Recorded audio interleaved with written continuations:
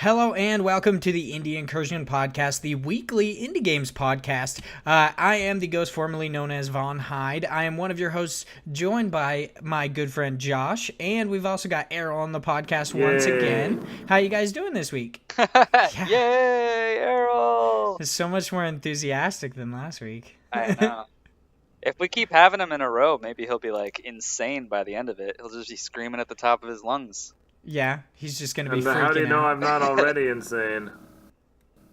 I mean, well, at least he'll That's a fair sound more point. insane, I guess. He kind of got me there.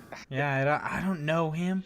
I don't know him personally, the size of his underwear and such. Whoa. I mean, maybe you're the insane one. Yeah, that's probably true. So what have you guys been playing this week? Errol, do you want to go first? You know, that's a good question. No, I'm just kidding. I've been playing a little of indie game of the year, Celeste, which, you know, I'm not great at those hardcore type platformers, but since it has an assist mode, I'm like, okay, I do want to play it for the story, because I really appreciate when games are revolve around mental health, since I majored in psychology, so I'm like, yeah, I'll try it out, and it was on sale, so I was like, okay, well, let's see how good it is. I'm still really having a lot of fun with it, which is good, because if I didn't have that assist mode on, I would be so mad and be like, this was a waste of my money and my time. I get so pissed at that game. You know, It's pissing me But off. besides that, you know what's funny about this? I actually haven't got that mad about it throughout it. I mean, there's definitely parts in it, but I don't think it was too bad. Oh, Josh the pro gamer's No. telling us we shouldn't be mad at Celeste. Then, look, play it for the story, and then find out that the story is great, and it's a wholesome, nice piece, and then do it with assist mode off. yeah, that's what I figured I would do. And then I've just been playing, you know what? I don't even know if there are other... Oh, Desert Child. We can talk Yeah, about I that was now. like, you could talk We can about talk it. about it now. So I actually got the platinum trophy for Desert Child. Ooh, buddy. How long did it It take? seems to be an interesting platinum. I've looked through the trophies. I'm like, these are really weird. One of the trophies is just eat a fish. It I mean, it takes takes two skill. of them take a while because one is just chill for an hour. So Like, you don't just have to press Okay, leave I've any been button. wondering about that. So do you just sit in the chill screen for an entire hour, Yes. or is the time lapse Oh different? my god. See, this What is the I fuck? I hate. Okay, I'm a big achievement fan. I love games that have achievements, but I cannot stand when they do that shit. Why? The- Would you say Steam has the otherwise, best achievements? Besides the max notoriety trophy, which is probably was the hardest to get because when you okay, maybe I should provide background about Desert Child first. 'Cause So Desert Child is a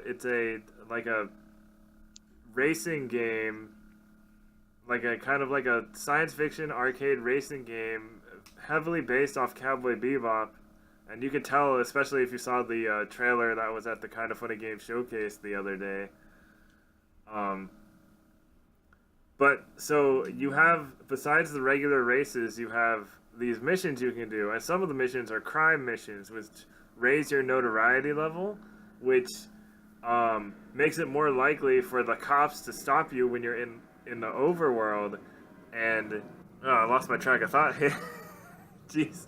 They're more likely to stop you in the overworld. They're more likely to stop you in the overworld, and then you have to run from them for a while. But I don't think it's possible to escape them. So once they catch you, you have to give them all your money, and then your notoriety level decreases, and it sucks That's because bullshit. you need money to get to the final level of the game, the Grand Prix. Yeah, you need money to do literally everything in that game. It's kind of Yeah. a pain in the ass. Yeah, you actually need So, money to unlock music. So wait, I don't. Just from looking at it, is it a main racing game, or is it like a Diddy Kong racing kind of thing, where it's like there's races, but then you go out and do other shit? Like, what's the actual 90% gameplay of it is races. Okay. The rest of it is just kind of walking around a town, and there are like a couple mini games, but nothing that's like literally everything is based off this race mechanic, where even the the mini games that you get to play. Even the mini games you get to play are like delivering pizzas, but you're still doing the normal races. You're just on a different vehicle. Throwing pizzas. Yeah, you're on a bike instead of like this really cool motorcycle. A hover bike. Yeah, a hover bike. Wow. Yeah. It's an interesting game, but honestly, I enjoy it, but I find it really tedious. Like, walking around the world gets really annoying. That's a point at times. That's a point I made, because I was like, okay, I could understand going to certain areas for particular missions, but for a regular race, why can't you just like pick up the holo pad and just press like a race button, you know? Yeah, but exactly. Instead of doing that, you have to like walk through town to this random section of town, which honestly, once I got to Mars, it literally took me like 5 to 10 minutes to find that section of town. Yeah. Because it's just random weird ass places. It's like, oh, you want to go to the dock? Well, the dock leads to the North Shore. The North Shore leads to you have to like, figure the out Mech which. Beach.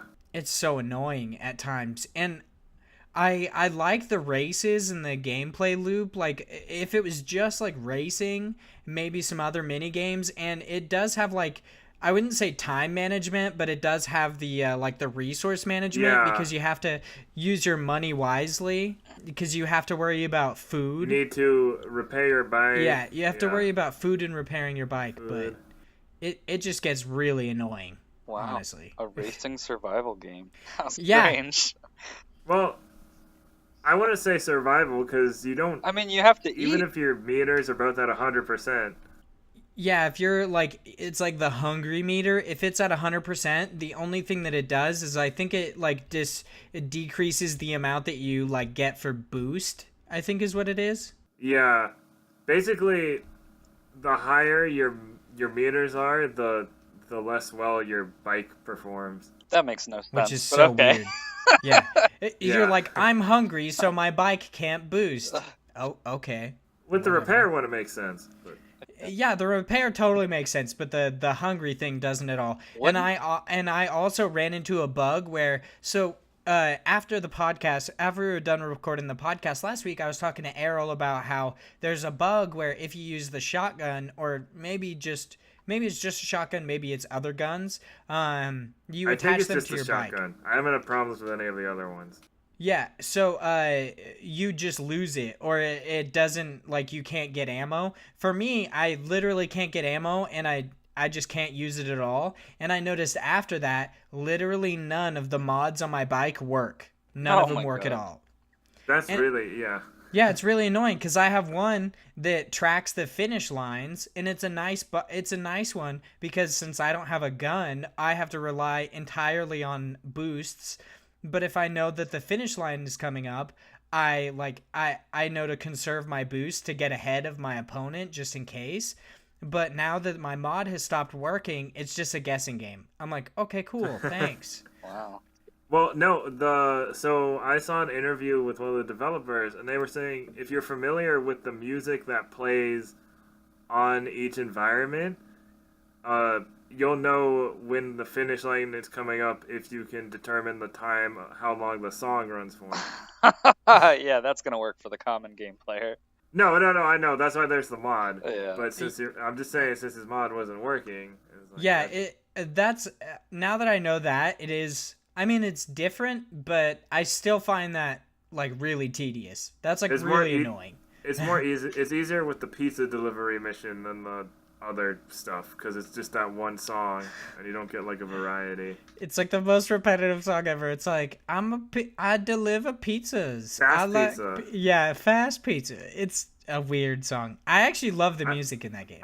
Yeah, the music is great. You know, they have like a bunch of like lo-fi hip hop. I didn't expect 2 tracks from Mega Ran to be in the game, but that was cool. Well, now you guys got our review on Desert Child. It's time to end this podcast. 10 out of 10. Thanks for listening. Shotguns don't work. Yeah. Wait, what was I? Okay, so Desert Child, Celeste, and well, And a little indie game called Red Dead Redemption 2. Ooh, It's my favorite indie I've game. heard about that. Favorite indie game of the year. It's definitely better than Celeste. Not to the Game Awards. No, I know. I'm just kidding. I wouldn't have given a game of the year either. Spoiler alert. I might. Shush, God of War. Your opinion? Nope. All right, my time to talk. So what have I been playing? I have been playing Celeste as well. I actually just beat it, although I guess I didn't beat it. I don't know, it's very strange because you beat the game and you get this nice ending, and then they're like, here, another level, and you're like, oh, okay. So I haven't gotten that one, which is called... Are those the B-sides? No. Yeah, you have to go back down the mountain, don't you?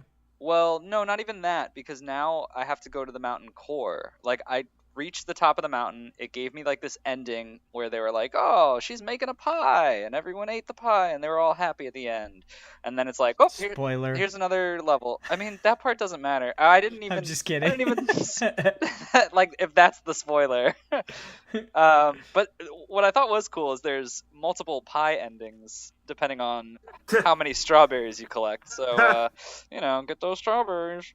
Anyway, but I thought it was actually really good. The story is nice. I'm waiting to see if any of that changes with the other one, but from like a mechanical standpoint, like I love the way the game flows. Like it's so crisp. I don't know, just the platforming, you have to be so precise.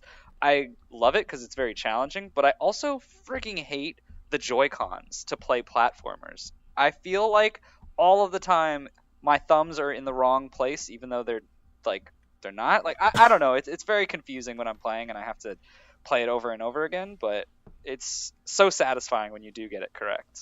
Now, I think it's interesting that these indie platformers are getting more actual stories now.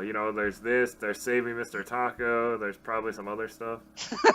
Yeah, there's that's a probably good one too. some other stuff. No, I love I'm sure there are upcoming platformers that, are trying to have a story now, probably inspired by Celeste or something. Oh yeah, for sure. No, I just thought that was funny. There's probably some other Probably stuff.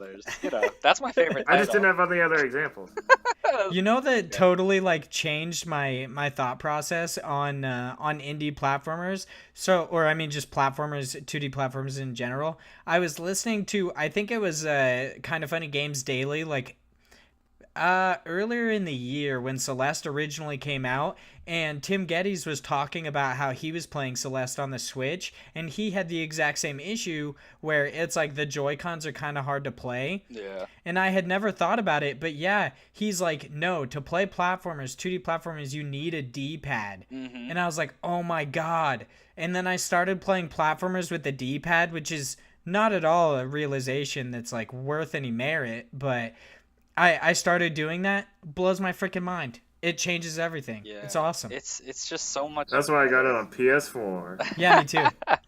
Nah, man, Switch all the way. I just love the Switch because it's handheld and I could just. It was honestly, it was great. Well, it also was on sale. Well, yeah, that too. That's honestly why I got it. But I've wanted it for a long time. I love platformers, but I love the Switch. Especially, and this is just going to harp on how the Switch is great for that platforming aspect of being able to just pick it up and play it whenever I want. Because all the time, whenever my wife wants to watch TV and I want to sit on the couch with her, I still could just play my Switch and mindlessly play Celeste while I'm doing that. But I don't know if you can mindlessly play Celeste. Well, it's more like I'm mindlessly watching whatever if she you is have assist mode off. focusing on Celeste. And yeah, that pro gamer comment about me being able to get through the game without assist mode, I still died I think 1,500 times was the end count. They nicely wrap it up and tell you at the end how many times, how long it took you, how many strawberries you got, and how many deaths you had. And I was like, ooh, that's a lot. But I always loved in Super Meat Boy how it did the same thing, but instead it just showed all your deaths on screen. Yeah, the splatter. Oh man, yeah. So good. I can't wait for the next one that's coming out. But I've been playing that and a game that is coming out of early access tomorrow. But by the time the podcast goes out, it'll already be out. Which is Book of Demons. And Book of Demons is actually a lot better than I thought it was going to be. So it's you could tell it's definitely a Diablo clone. And the team that's creating it, called Thing Trunk, they're creating this like project called Return to Games. So the whole point is they're making like 8 different games, and they're like when you open up Book of Demons, it's like the first one on this shelf of like 8. Um, and so they're going to create like all these different games that are all basically homages to past games from like the 80s, 90s, so on. Because their whole point is like, oh, they want to bring people back to playing games and make games fun or something. You can watch their video about it. It's very interesting, and I'd like to see where it goes. And at first I was like, okay, yeah, that's great. It just looks like a Diablo clone. And it kind of is, but not. So the way it works is you're basically like a 2D paper version of Diablo, but there's also just a ton of cards instead of spells or items. So everything that you collect in the game, you go through and you collect cards. And the way that I thought it was really interesting was they have spells, which you cast a spell on a monster or cast a spell to make you better. They have items, which is like health potions or scrolls and things like that.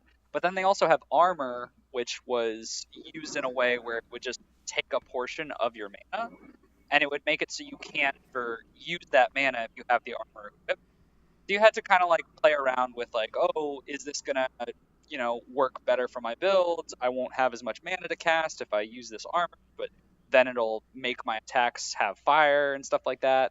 And as you keep going, there's a lot of different elements like being frozen, being stunned, but the card aspect to it was really interesting the way they played into it.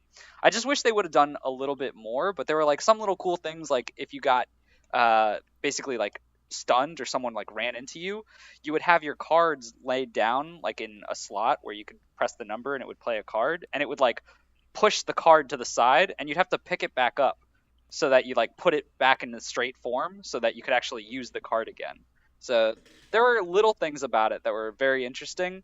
But for the most part, it is a very Diablo-esque dungeon crawler game, but I really like the dungeon crawler genre. So it was really right up my alley, and it had a lot of little quirks like that that kept me going. Yeah, I saw it on terminals a while ago, and I was like, that looks really interesting. I really like the art style of like the folded paper. Yeah. I think that looks really cool. And it has like the demon on the front that looks like a Balrog, but it's all just paper. Yeah. Oh, I have a cool thing about that. So I didn't realize I got like an email like it's like, hey, do you want the holiday Christmas card that features Book of Demons? I was like, sure, why not? And this was like a while back, and so a couple days ago, I got a card in the mail, and I was like, because Terminals is up in Canada, so I'm like, what the heck? And then I open it, and it's a little pop-up thing of the like Book of Demons thing, and it had a Steam code on it, and I'm like, oh, that's cool, and it had like a holiday card. Damn, why didn't I get that? That's so cool. It was a while ago. Oh, I see. I totally That's forgot super that. Cool though. Yeah, that is really cool.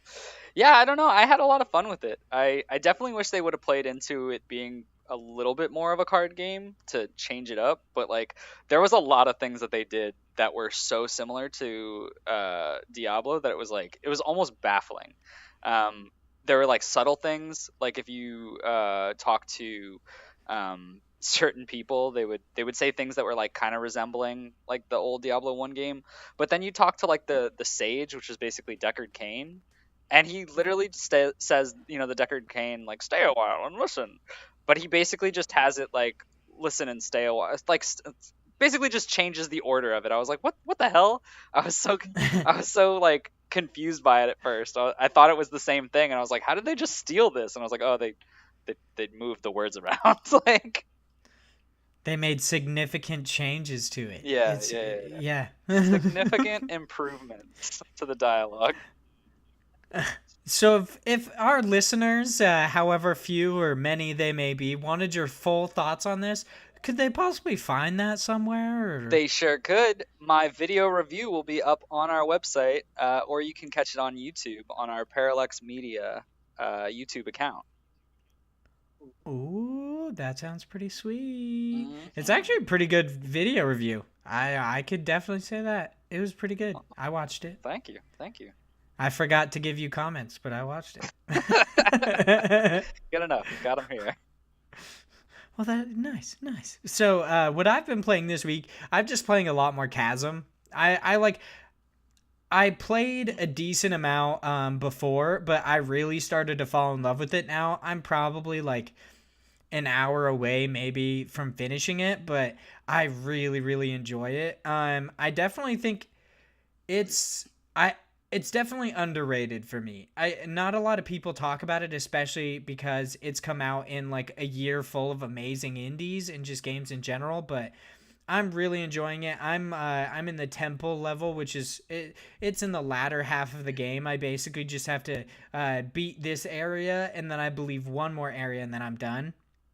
But it's really, really fun. I'm enjoying it a lot. It doesn't really take like precise platforming or anything like that, especially if you play it on the lower difficulty levels, but I'm really enjoying it. I've noticed a lot of stuff in it. Like randomly just discovering like different villagers, and I'd have trouble with a puzzle, and I'm like, crap, I really just the coolest part about it is, yeah, when having trouble with these puzzles, you can't just like look it up necessarily, because in all these other games you're like, oh, I could just look it up and it'll give me the code to this puzzle or whatever.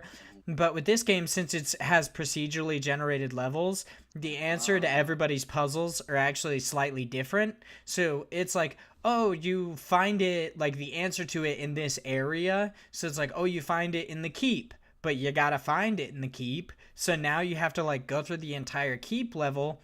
It basically just kind of forces you to play the game, which I think is really cool, because I just can't like I can't just kind of skip steps and find the answer. That's so funny. That's a guide writer's nightmare. Right? That's what I was thinking. I was like, man, I should like broaden my portfolio and like write a guide on something. And then I was like, oh shit. I for a second thought, I was like, oh, maybe I should just write one on Chasm since I'm enjoying it so much. And I was like, no, I can't even do that. The game changes, like every level is different. Yeah. Good luck. You'll be like, oh yeah, the answer to that is in the level. Yeah. Go ahead and find it. I'm sure there are articles that say that. Yeah, there are articles like on it, and they basically say that. They're just like, oh yeah, it's in that level. It's in a library in that level. Now you just have to find the library. Good luck with that. I'm like, oh, thanks. That's sweet. Like, there are a few things that, like, at one point in time, you get, like, you beat a boss, and normally after you beat a boss, or you get far enough into an area, you find an artifact, like standard Metroidvanias, and then you can go and open up more of the map. There's only one time where that kind of backfired, and it's after you beat the king in the keep section. You get an amulet, and I just had absolutely no idea what to do with it. I was like, okay. Like, it basically just seems like an item. Like, awesome. It's like a new piece of armor kind of a thing. I don't play a mage, so I don't really need to do that. I don't play a mana-based build. And then it turns out I looked it up because I couldn't figure it out. You have to wear that amulet and go through a door. It gets really weird, but it's really fun. I'm really enjoying it. Yeah, maybe I would definitely recommend it to anybody who wants to play a good platformer. Kind of. Maybe. Yeah. Yeah, probably should. I mean, you should probably pick up Celeste considering it is a game of the year. Or not game of the year. It was the indie game of the year, which it's debatable on whether or not it should be game of the year. You know what I mean? But now I think it's time for us to move on to the news section of the podcast. There's a lot of news this week, especially because last week we actually had the Game Awards, which had a lot of indie games not necessarily released, but it had a lot of indie games announced. News. Yeah, announced is the word I'm looking for. Thank you very much for that. And we also had the Kind of Funny Games Showcase, which was basically just like entirely indie games. It was awesome. And that actually had releases, and it had announcements and gameplay trailers. It was awesome. I definitely recommend watching it if you have the chance. It's over on Kind of Funny's YouTube page. But our first story is actually from the Game Awards. This is over on IGN. It's written by Lucy O'Brien. It's The Pathless announced at the Game Awards 2018. Giant Squid, the developers behind Absu, announced The Pathless at the Game Awards 2018. The Pathless looks to be a beautiful, stylized platformer centered on a woman and a bird she rescues who helps her traverse its giant. Okay, yeah, I don't know. It's basically, it's a game about like a woman who rescues a bird and helps her traverse a giant infested landscape. It's kind of interesting. I think it looks really awesome. What's with the... So, this was the first one, but what's with the indie bird games that were announced? There's this, or that were not announced, but... Well, this was the one that was announced, but then the other two, which got release dates or are still coming. Like, so there's Pathless, there's Falcon Age, and there's Vane. And they all have to do with birds. I don't really remember a thing about bird. Vane. Yeah, seriously, it's all about birds. I don't remember anything about Vane, but the Falcon Age looks really fucking cool. I think that looks awesome. It's a VR game all about falconry. Vane was announced back in like 2016, and you're a kid that can turn into a bird, or a bird that can turn into a kid, and you solve puzzles, and the world around you changes as you solve puzzles. Oh yeah, I remember seeing the game. I think it was like a gameplay trailer of that, or just a trailer of that at. I think it was the Kind of Funny Games showcase. Yeah, it was the showcase. Yeah, I remember seeing that. Yeah, it is kind of weird that there's so many bird games. I didn't even think about that. Just weird. Something I noticed. I don't know. Yeah. Did you guys play Abzu? Are you excited for Giant Squid's new game? Sorry, I thought Arrow was going to talk. Yeah, I loved Abzu. Sorry, my stuff is not working today. We're off sync. I'll go first. I actually didn't play Abzu. I've heard a lot of good things about it, but it was something that I just didn't pick up.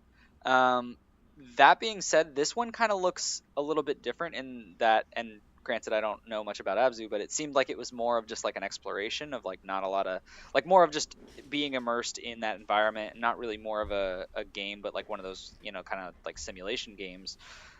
This one looks like there's a little bit more of like, I guess it's the game that's asking more of the player, based on the fact that they were like shooting those targets in the actual trailer for this. So I'm kind of interested to see what style this will be.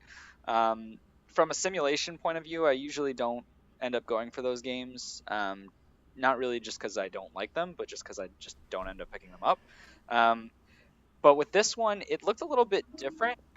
But I'm also, it kind of looks to me, honestly, and this might just be nitpicky, almost like in certain areas it wasn't finished in the trailer. Like the screenshots that I'm looking at look really fleshed out and detailed, but the actual gameplay of it looks really strange in comparison.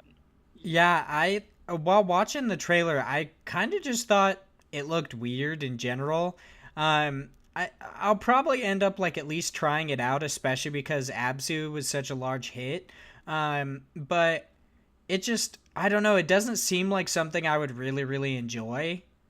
I don't know why. The art style is just kind of off-putting to me. I understand what you mean by it seems kind of unfinished. Yeah, it's a little nitpicky, but there's just something about the animation style that like just seems a little bit off to me. I'm not really too sure. I mean, we don't know how long this game is going to take to come out. We know it's... Did they say 2019? They didn't say anything. It was just a reveal. Yeah, so it might be a while till... It might look a bit different by the time it actually comes out, I would think. Yeah, that's kind of what I was saying, is like I don't want to make an opinion right just yet on whether or not I'll be down to get this, just because when watching the trailer, it definitely looked like the animation didn't look as crisp, but when at the end of that trailer it does say 2019, so yeah, at the bottom of the article it says the Pathless releases TBA 2019, so I guess that's nice to know. Yeah. I mean, it's also like indie games and just games in general end up getting pushed back. Like in a later story that we have today, there's a game that was announced in like 2013 that's just coming out like this week. So you never know. Stuff gets pushed back and such. Yeah, and we also don't know if this is necessarily like a final build. Right. This is just a reveal trailer. Yeah, well, I'm sure it's not, but how much it will change, we don't know. Yeah. That's very true. She's also got a bow, which is cool. I like archery. Good to know. So tidbit. Yeah. And the bird. Did you guys hear about the bird? There's a bird that she rescues, helps her traverse landscape. No, you didn't hear about that? Oh, no, not at all. Thanks for telling me that. I'm glad I let you know. Yeah, you're welcome. That's why we're here. Yeah.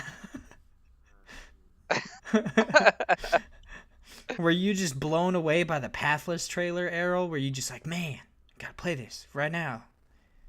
I'm gonna go steal it. Yeah. He was so yeah. Obviously, he's so excited about the Pathless. I could definitely try. It's gonna be like Fanboys, where you like you're just terrible at robbing places, so you just like stumble into the Skywalker Ranch. Too good. I love that movie. Time for our next story. This once again on IGN. This written by Colin Stevens, and it's a story that I'm super excited about. Dauntless announced for PS4, Xbox One, Switch, and mobile. I think the coolest part about this, I think it's a little odd that it's on mobile devices, which is cool. I didn't actually know that. I'm just finding out right now. yeah, it's coming on mobile. It seems like the majority of this is coming out in 2019. The developer Phoenix Labs announced at the Game Awards that it's going to be coming to PS4, Xbox One, that will launch in April and will become available on the Epic Games Store that same month. The Switch and mobile versions will come sometime later in 2019. The coolest thing about this, though, is the developer also revealed its One Dauntless initiative, providing cross-platform play, progression, and account management across all the devices worldwide. I think that is super fucking cool. I've been excited about Dauntless since I saw it when they announced it. I think like a year or two ago, I had tweeted at them and I was like, this looks like Monster Hunter in the world of Bastion. And they're like, dude, that's exactly what we were going for. I was like, yeah, that's so right. It's awesome. But I'm really excited about this. I think it has like its charisma seems to be a lot like WildStar. I really enjoyed WildStar. It really depresses me that MMO is basically dead. But the art style and just like the feel of the game, it reminds me a lot of WildStar, which hopefully people don't think that's a bad thing and don't buy Dauntless. But yeah, I'm really excited about it. I think it looks awesome. It's like the standard like Monster Hunter formula where you go and you hunt these large animals, or like they're kind of like mythical creatures. In this game, they're called behemoths, and then you make gear and such out of them. But I'm really excited about this. I really want to know what it's like on mobile, to be honest. I'm wondering if it's going to be like kind of chuggy or if it's going to launch like Fortnite did, where it was like fantastic on mobile. I was going to bring that up, Fortnite. I was like, well, Fortnite runs on mobile, so I wonder. Yeah, and from what I understand, it's not really dumbed down at all. So that's pretty cool. And I'm super glad that it's going to have like I hope this is not just the developers saying something that they can't promise, but I really hope the One Dauntless initiative is like a real thing and it comes like at launch of these at PS4 launch, Switch launch, and such. Yeah, I hope a lot of games take on this kind of thought, just because it's so much better for the players, really, to have that. Well, now, do you guys know, with Dauntless, do you always have to be online? I would assume. Yeah, I would assume so. I don't think it's like necessary because I mean, it says I guess Monster Hunter World you do. The online action RPG Dauntless. I feel like that right there. Yeah, probably. But I don't know. There might be an offline mode, but I doubt it.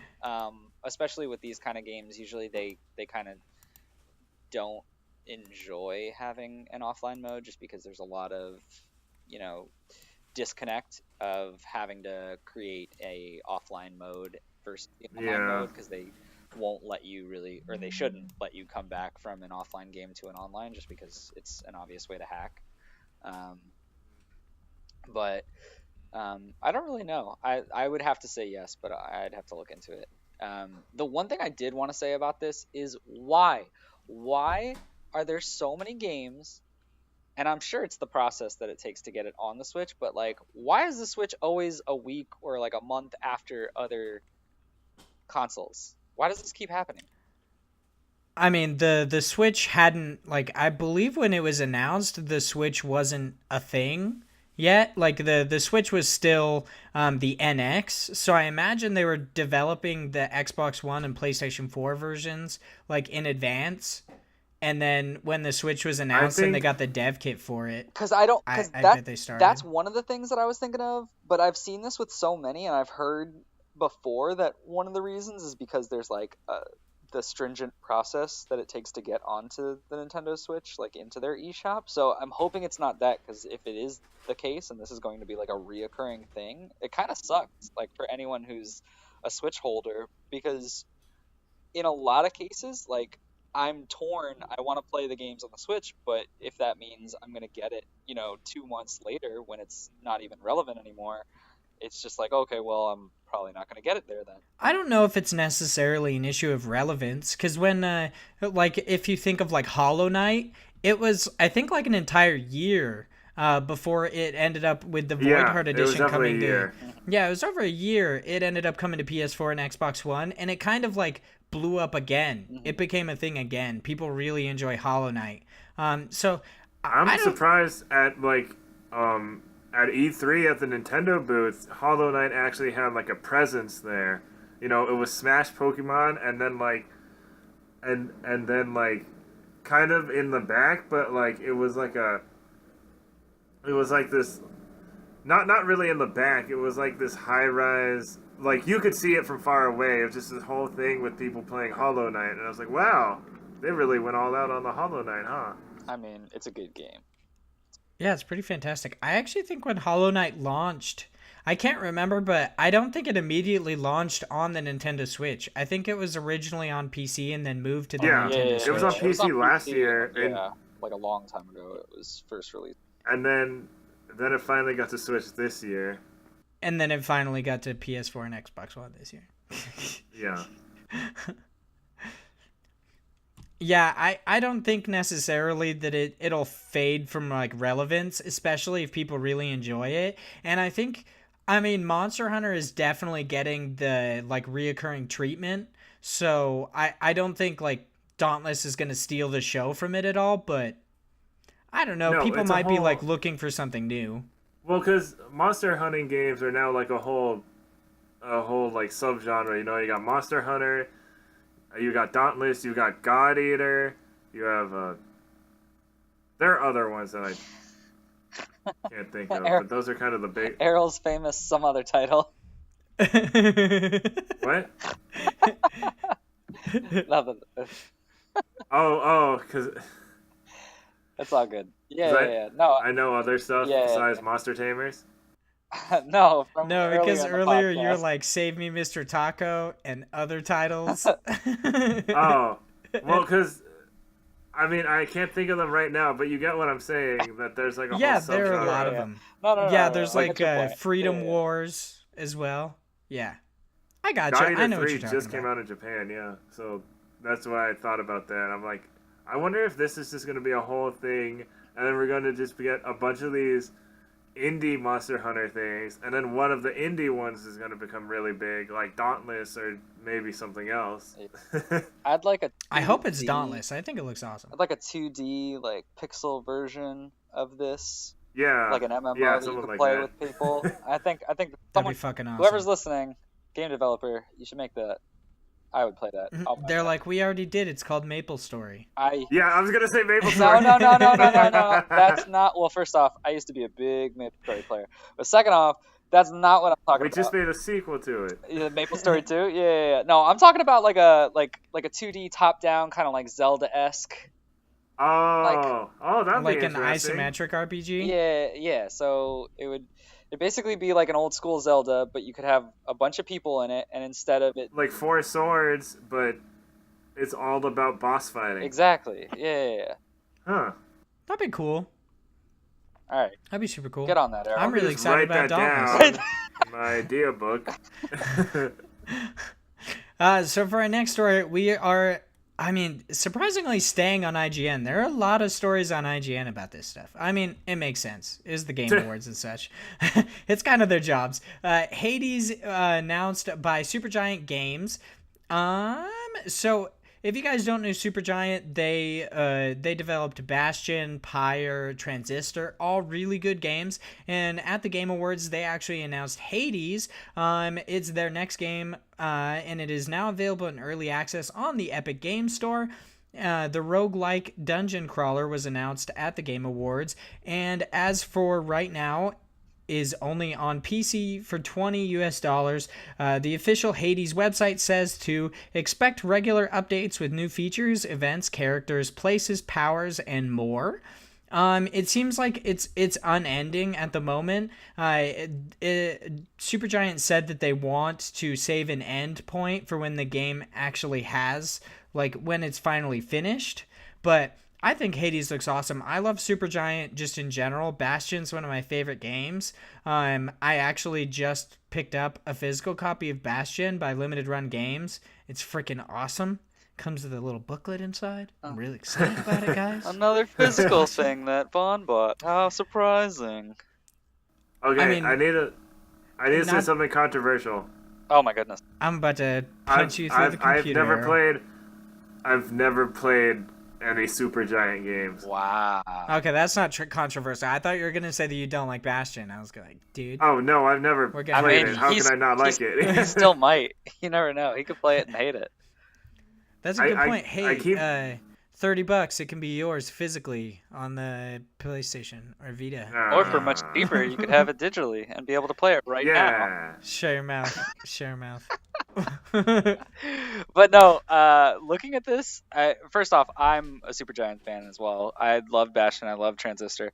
I don't think I'm going to go for the early access. I'm just going to wait until they actually flesh it out more, just because I don't really want to just play it and then have to go back to it. Even though I'm sure it's a Yeah. great game, I'm getting to the point where I'm getting a little tired of early access games just because I've played so many of them, and it's always the same thing of, you'll find games, which I'm sure Hades is, where it's very fleshed out, but then by the time it's out of early access, it's like a totally different game. Like when I played Dead Cells, playing it for the first time, I played it when it was right out of the gates early access. So different from what it is now. Like just totally different, like from not really the mechanics of it, but the actual like the items that you get, the different like play styles to it. So it's just very strange that I'd rather wait for it. But that being said, it does look really good.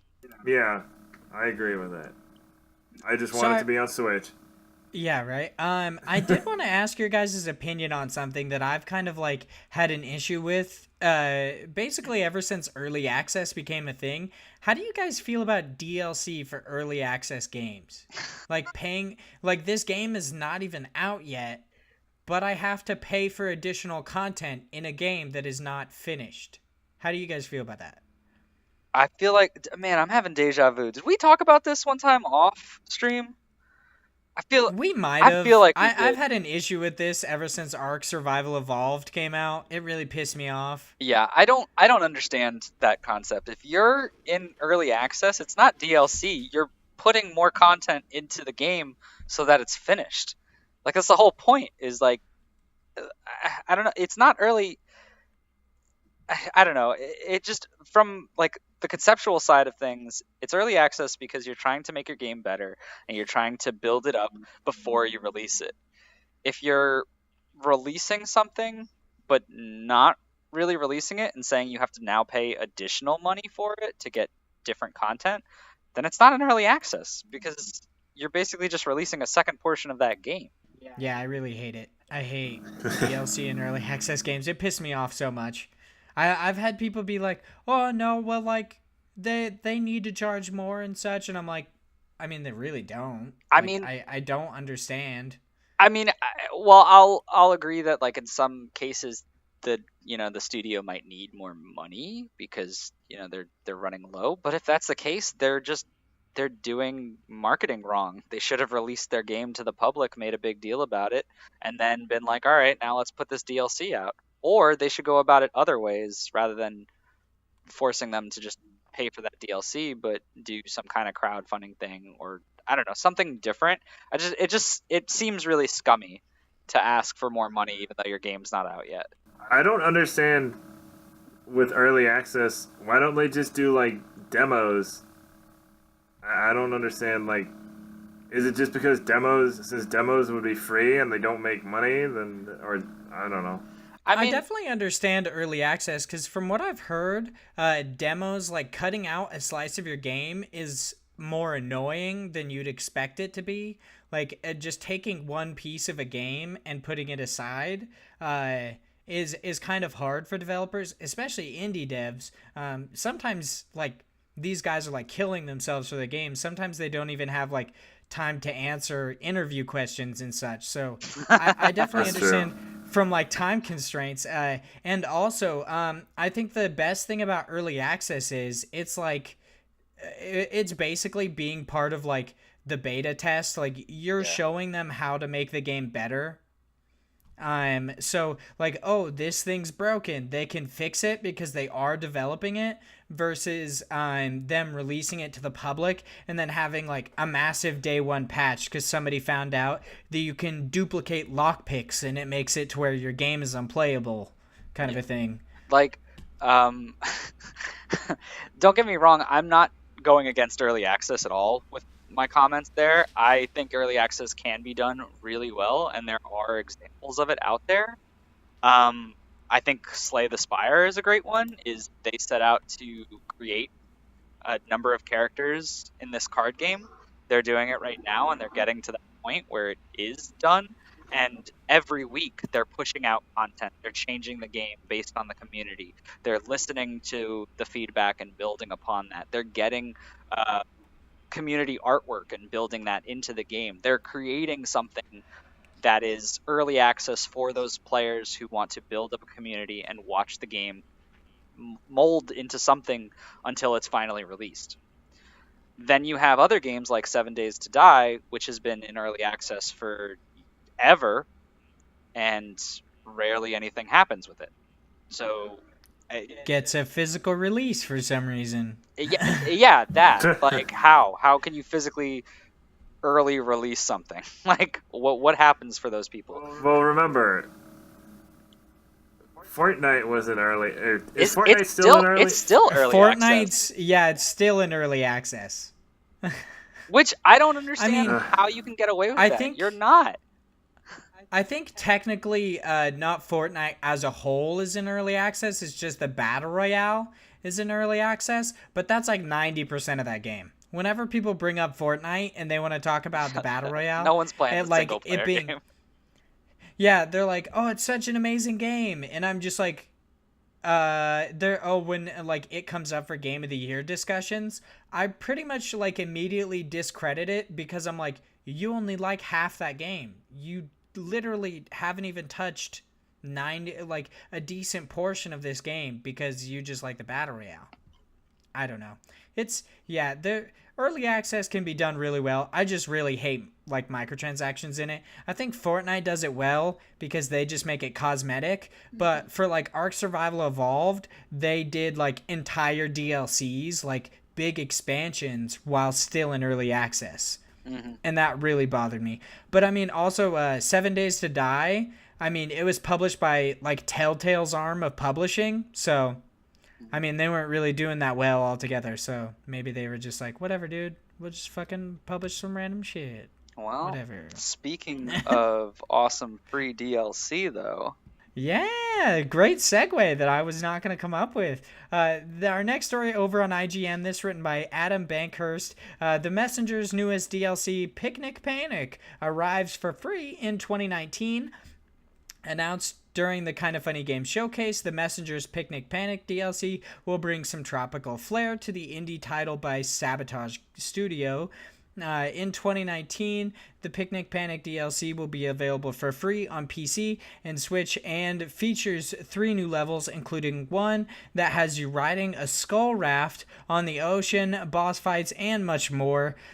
And then the rest of this article is just basically talking about the Messenger. But, yeah, you guys are like big fans of the Messenger. Are you guys excited about this?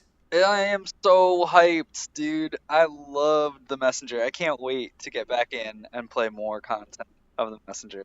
It's so good. It Please, no kind more of blew chase my levels. mind. Come on, Errol, just get good, all right? It'll be Yeah, okay. just be like professional gamer Josh over here. You just Not at all. gotta Not at all. buckle down and play You the gotta game. just never get hit ever. Never get hit ever. That's the true way to game. No, I don't think they will. I mean, from a lot of the actual gameplay, it didn't look like there was anything like that. The river raft just kind of reminds me of like the dragon riding part of the game, or not the was the dragon riding.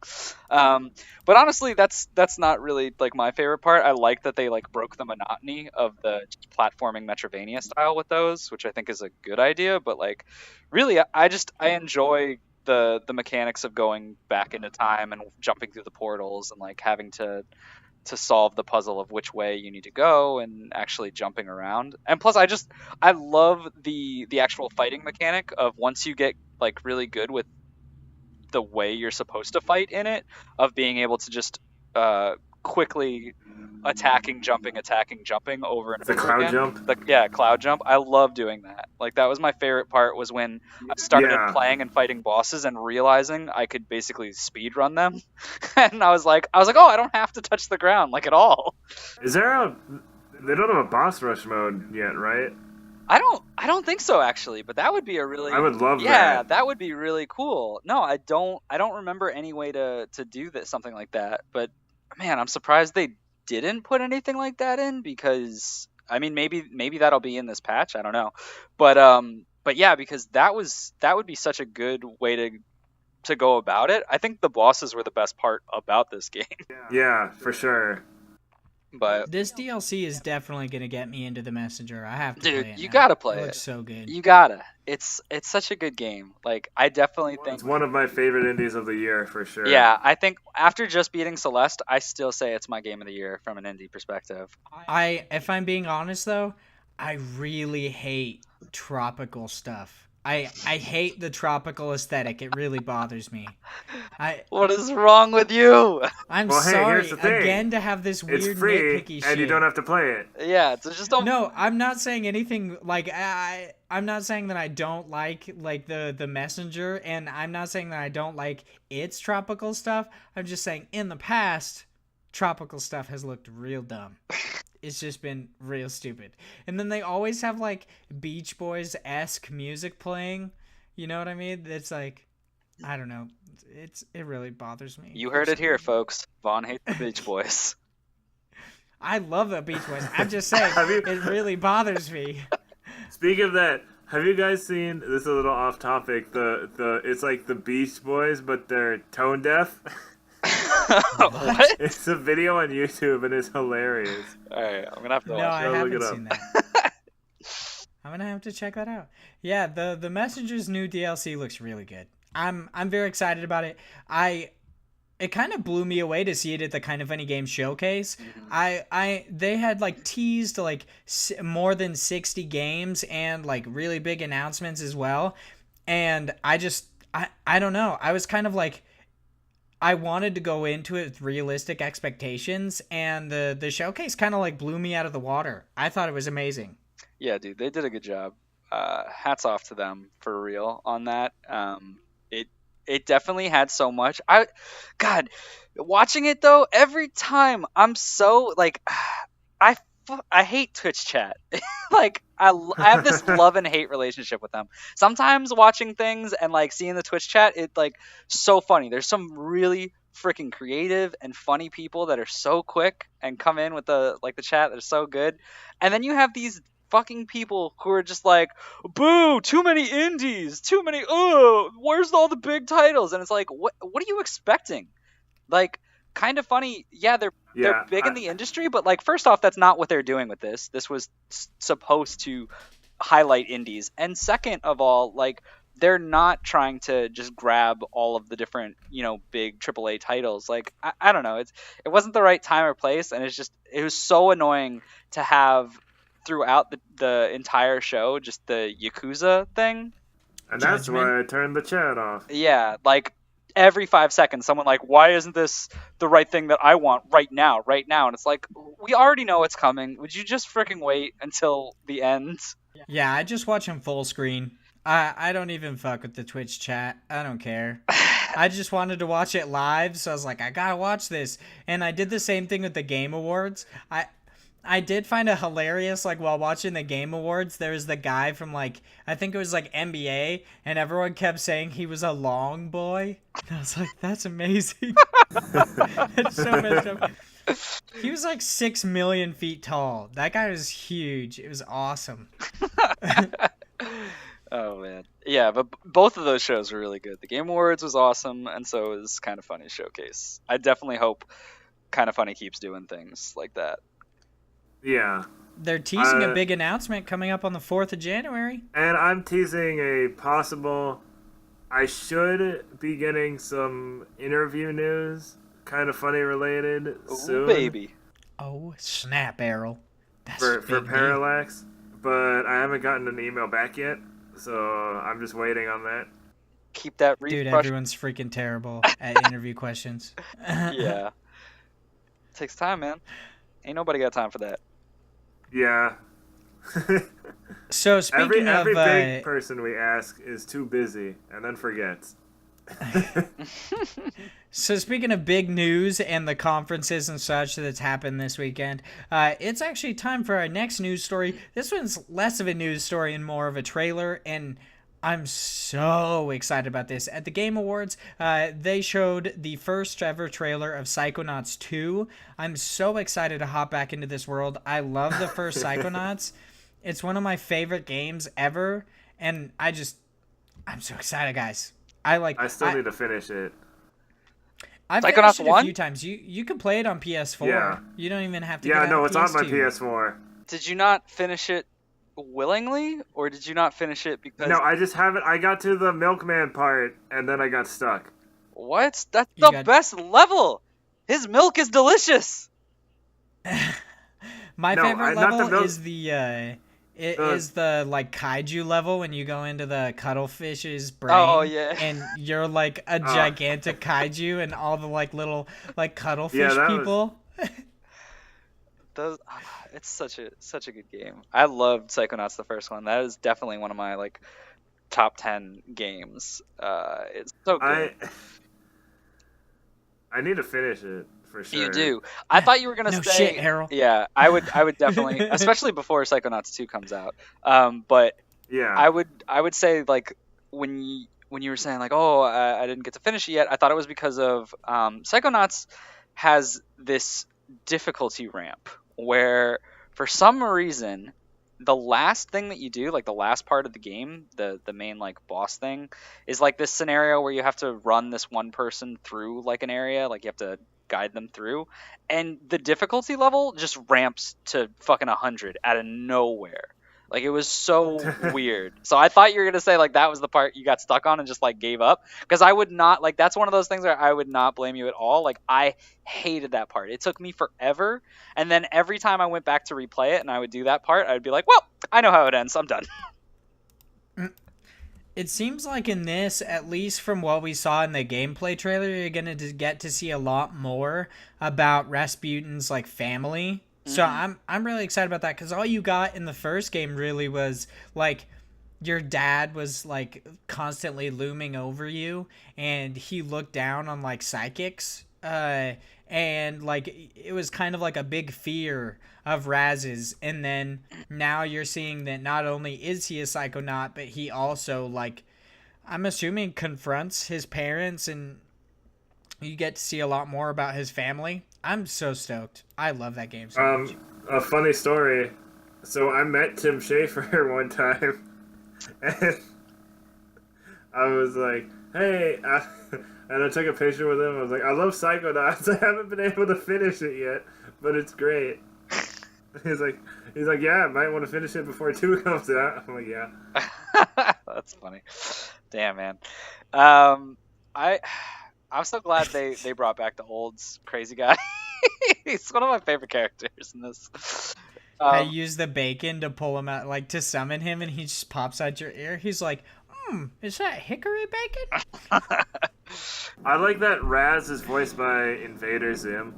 Yeah. Yeah, he's always been. Yeah, I think that's really cool. I'm assuming they brought back the original voice actors for a lot of the characters. Oh, that's good. I mean, I'm assuming so. From the trailer, it sounds like it. I like a lot of stuff about voice acting, and well, there's stuff I want to talk about for our next story about that. But I just think Western voice acting sometimes gets a bad rap because of some mid-2000s English dubs that weren't so great. 4Kids English dubs, you mean? What? I said 4Kids English dubs. Oh, not necessarily. 4Kids weren't the only one who did, like, who weren't that, like, because if you listen to, like, early dubs before that, where people didn't know how to, you know, that you had to kind of do it a little, voice act a little differently to match mouth movements and not sound weird. Yeah, if you go earlier than that, there's some pretty bad stuff. Pretty bad quality stuff. There's a lot of bad voice acting in the world. But I wouldn't say speaking... 4Kids is bad voice acting. It It's just pretty depends. a lot of the time... I want to say the voice actors themselves are bad, but... Yeah, I feel like it was like the... I mean, this is a totally off topic, but I feel like it was just kind of like the constraints of what these animes could do, like in the West versus in like Japan. Because like I remember Yu-Gi-Oh! Like at one point in time, if I remember correctly, like in Japan there was like the character has a gun, and in the U.S. he's holding like a card. No. And he just throws it or something. No, are you talking about for Yu-Gi-Oh? Yeah. Yeah, or No, like he does like a finger gun. Yeah, right? they just have finger guns up. Invisible guns. They just erased the gun. Yeah, I forgot his fucking finger guns. It's so stupid. Our American children have to be sheltered from this. So it's time to move on to our next story. This over on Twinfinite. It's apparently Y2K. That's what I'm being told. It looks like Yick. But Y2K, a postmodern RPG, finally has a release date coming to Switch in January 2019. I believe this was actually announced at the Kind of Funny Games Showcase as well. This is being developed by... Okay. Are you sure it's Y2K? Because the studio is ACK, and Yick just goes so well with that. I'm just saying. It just makes sense. But I think it's pretty awesome to get a release date from this. I didn't know anything about this game, so I'm kind of just gonna let you like talk a little bit about it because yeah, I mean the biggest news for this is they announced that it would be coming to PS4, PC, and Switch on January 17th, 2019, and there's a pretty decent trailer for it, but other than that, I don't know anything about this game, so I'm gonna let you get into what you want. So it's set in 1999. Obviously. I didn't know that was obvious. It's an RPG. It's a turn-based RPG with mini-game-based combat. So kind of like if you've played Paper Mario, it's kind of similar to that. So I saw it at PSX last year, and at first I was like, I saw the art style, and I was like, I don't know about that. And then I came back to that booth later. And I was watching a friend play it, and I was like, oh my god, this looks really good, actually. It does look pretty wonky, though. Like, at first glance, you're like, why is it so strange looking? Yeah, it's off-putting, but it's supposed to be like that, because it's supposed to be all surreal and stuff, right? Yeah, exactly. So, it definitely looks like it's going to be something that you get attached to it, like, after a while. Yeah, I'm really excited for the voice cast, because it has, Chris Niosi, also known as Kerbifer, he's in a lot of stuff these days. He started out as like an animator on like Newgrounds, I think. And Clifford Chapin, who I believe voices Bakugo in My Hero Academia in the dub. Oh snap! I love me some Explodey boy. He's pretty cool. So that's pretty cool. And it just looks like a really fun game. And we don't get since we're not getting any good Paper Mario games anytime soon. We don't get a lot of fun games these days. Don't even talk to me about the lack of Paper Mario games. I'm so sad that they just destroyed the entire series. You didn't It's like Color whatever? Color Paper Jam? Splash? Yeah. Color Stain? Fucking shit stain. Paper Mario. Yeah, it was great. Let me tell you. I mean, that's why they're remaking the Mario and Luigi games, right? No, You know what? Stop with those stupid games. I want Paper Mario, not the damn Mario and Luigi. I've never played Paper Mario. What? Oh, so good, dude. Have you guys played Super Mario RPG? Yes, it's the best. No. It's the I think best. Mario's It's a so douche, good. though, It is. so That is another one of my top 10 games. I have played, like, I normally do not go back and replay games. It's like one of my pet peeves is I generally just don't care to do it. I've like replayed that game so many times. It's so good. So good. I hope it comes to Switch at some point. Yeah, it better. I want that Um, and a Paper Mario collection of only the first two. None You know of the what's other weird? games. I like, and this might be weird, but I'm not sure because some people are like, "No, you're right about that." I like Paper Mario 64 better than Thousand Year Door. Yeah. Josh is about to gat you. I mean, no, it's not. I'm not that torn on it. I think 2 was better for like the flushed out pieces that they did, like more incorporating the background and like the audience and things. Like I think that I don't know, how do I explain this? I think that 1 was more of a shock and was better to like come out as like, oh man, this is such an interesting game, like such a new turn. Whereas 2 Yeah. was just flushing out a lot of the ideas, so I can understand why Yeah, 1 would be I think better for you, but you're also wrong, so it's okay. the problem is Thousand Year Door. Like, it felt so long to me. It didn't hold my interest for some reason. Yeah, I can I don't know see why. that. There's certain levels in Thousand Year Door that I didn't care for as much. I think 1 overall was probably a better like story to it. But granted, it flushed out so many like quality of life things that I thought really made the Yeah, I series still think shine. it's great. I just like the first one better. Yeah, no, I get you. But And I probably like Super Mario RPG the best out of all those. yeah, it's because- definitely the best. But anyway, about actual Y2K. Y2K. Yeah, about the actual game we were talking about before. This looks so cool. I saw it a few months back because you said something. I forget what happened, but it was when we were like, oh, they might like release it or something like a few months back because the Twitter. yeah, the Twitter account kept of being like talking about like, I wonder when like they're like, I don't know when we're gonna announce our release date yet, but I'll give you this many days and blah blah blah. Like, yeah, and then they were just counting down, and then they ended up at the showcase. yeah, it was very cryptic and then just came here. So I don't know, but it definitely looks really cool. I'm a little sad that it comes out so close to Kingdom Hearts 3 because I know that that's gonna grab my attention instead quickly after. But I do still think that I'll pick it up and try it out for a bit just to see what it's like, because it's got such a strange art style. It's got such a like combat style that appeals to me anyway, that I can't see myself not liking this game. But it just feels like a bad time. But I feel like that's with like almost every game now. I feel like there is no good time to come out with a game. Yeah, and I really like just how it's set in the late 90s. Yeah, I like the concept of it. I wonder how much they're going to really play into that. So I don't know. I'm just very intrigued with it. If I'm being completely honest, when you said it's obviously in the late 90s, totally didn't get it. And then I was like, oh, it's Y2K. I'm such a dumbass. Yeah.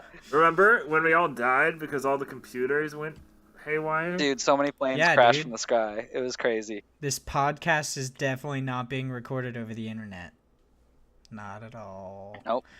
So for our next story, we are over on Twinfinite. This is Donut County, the game about putting things in a hole, is coming Hell to Switch yeah. and Xbox One. That's what I'm talking about. Ben Esposito, I'm going to say, the mastermind behind the indie darling Donut County, has announced that the puzzle game will be coming to Nintendo Switch and Xbox One later this month. I have not played Donut County, but I think it's a really interesting concept that you're like a hole that swallows up stuff, and you basically like it's a puzzle game. Like you swallow certain things, and then you move over to other things to eventually just swallow everything, I guess. What I a mean, am whore. I getting that right, or is that an oversimplification? I guess so. Yeah, that's pretty. Apparently, that's an pretty much, oversimplification. that's pretty much what it is. This is the reason I haven't played it yet. It's like Because it's about putting things in holes. No, because it wasn't. I was like, oh, I should wait until it comes to Switch. Oh yeah. I definitely. There you go. Later this month. Yeah, I definitely think that I might. Well, it's kind of stupid that I said definitely might. But it looks interesting. I think the price tag is what's gonna determine if I want to get this or not. I like it because it reminds me kind of Katamari Damacy. But if I'm really if I really have that itch, I'll just get the Katamari Damacy remastered thing. Reroll. Yeah, rerolled. Which I was watching today. God, I might get it. It looks so good. But but I don't know. Maybe it is like worth my time just because I do like these type of puzzle games, and it is such a strange concept of like you're a hole and you just keep getting bigger. I mean, we'll see. You'll see on December 18th, because that's when Donut County comes to the Nintendo Switch and Xbox One. Yeah, I can't wait. It's probably going to be like $20, I'm assuming. $20 is a lot. Like for the a standard mobile. price for indie games. For Donut County? I don't know, because wasn't it? It was mobile, right? Isn't it like cheap on mobile? It was like $10, isn't it? Was it really? I remember it being like $10 to $15. Yeah. I don't What know. the I hell, didn't buy it. Mr. Google. Donut County. We can look this up. We have technology. It is $12.99 on Steam. Yeah, it was on sale for $10 when it first came out. Okay, that means when it comes That's to Switch, so much closer to me than you. when it comes to Switch, they'll probably do like one of those like 10% off because it just Pre-order came out. bonus? Yeah, like those kind of things. So it'll probably be like the $10. I think $10 sounds about right. Nice. I'm excited to play Donut County, but I'm more excited to get through a bunch more news stories real quickly. So what we're doing now is we're going to basically at the beginning of the week gather all the news stories. We basically kind of siphon them into the ones that we think we can have a real conversation about, but we still want to make sure that you, our audience, get to hear about all the other big news stories that came out about indie games during the week, and there's a lot of them. There's so many. We call it News Cram. News Cram! I was really trying to avoid saying the name. News Cram! We should just go. We'd say News Cram and Cram. So for our stories for News Cram, we've got quite a few. Some of them I'm really excited about. That's why it's a cram. Yeah. Yep, that's exactly why. So we got Stardew Valley multiplayer update coming to Switch later this week. Ancestor, the Humankind Odyssey gameplay revealed. That was actually at the Game Awards. Celeste and Windjammers are getting a physical release. I'm so excited about that. Celeste, January 1st. Can't believe you guys didn't want to talk about that. Not gonna get Windjammers? I don't give a shit about Windjammers. That can fuck off. I'm just gonna buy Celeste for the second time. Dude, this is on what PS4. this is what I was talking about before we started the actual recording. This is one of the games, and because of the cover art, that I would potentially consider actually buying a physical copy of. I saw it, Oh my god. and my first initial reaction was like, "Damn, I really want that." And then I smacked myself and was like, "Why am I talking this crazy nonsense?" I'm not gonna buy I it. totally understand. The cover art looks But amazing. the cover art does look so good. The one thing that's kind of depressing, I mean, it's not depressing because I really love their games, especially because Limited Run puts out like amazing cover art for stuff, and you actually get to see what number yours was in the limited run of them. So they'll be like, oh, there's 200 that we're going to sell. Mine was number 17. So that's really cool. The only thing that I don't like about it being released through limited run as opposed to like Sodesco, Nicholas, Merge, stuff like that, is that it is self-explanatory. It's a limited run. So once the copies are sold, they're done. Or they might re-release them later on, which they've done. But for the most part, yeah, you're pretty much out of luck. But so I'm really hoping I get to pick up a copy of Celeste because I think that cover art looks awesome. I don't see it anywhere in this article. Did they say something about how many they actually run of it, or is it like a standard? I don't know much about limited run, to be honest, other than they make physical things. I think it varies depending on the game. Like the last one I looked at was like 2 years ago.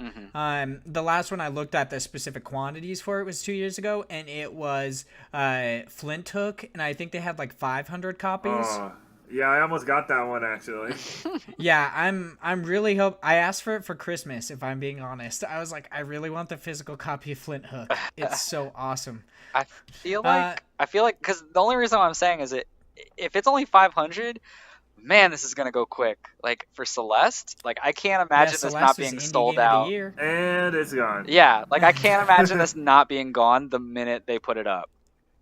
I imagine it just it depends on the popularity of the title initially, because normally the way limited run does it is it's later than the in the initial like digital release. Right. So yeah, like with Flint Hook, I imagine like the 500 copies was just like that's probably a low amount because there wasn't a huge like uproar about Flint Hook. It's a really good game. No. But it just unfortunately there wasn't. It's so good. Never played it. I always see it and I'm like, I should try that, but then I just never get it. I bought it twice. Yeah, the pixel art in it is so amazing, and the intro and the music is just spot on. I really love it. But for more indie games news that we're gonna put in this cram down your throats. Yeah.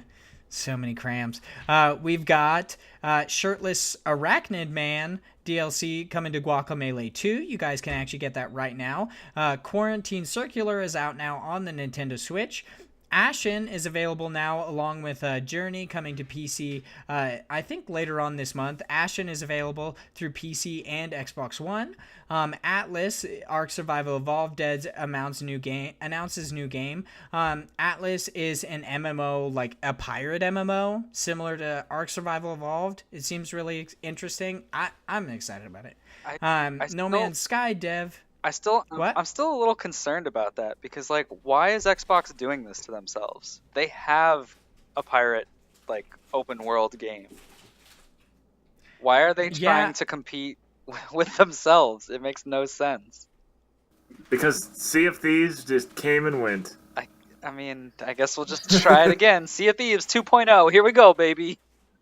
I mean, you can't necessarily say that they should like exclude it from their platform just because their first party title is its like direct competitor. I imagine they'll still allow like Skull and Bones to come to their console as well. That's what I was gonna mention. But it just feels strangely timed. Yeah, I feel like they're kind of two like different games entirely because Atlas seems to be much more about like mysticism, like it's about like magic, and then there's Sea of Thieves, which I feel is a little bit more grounded but also kind of whimsical. So I don't think that they'll necessarily be like really competitive. What I like about it is that it's fantasy and pirate stuff, and so when I was this is story time, but when I was a wee lad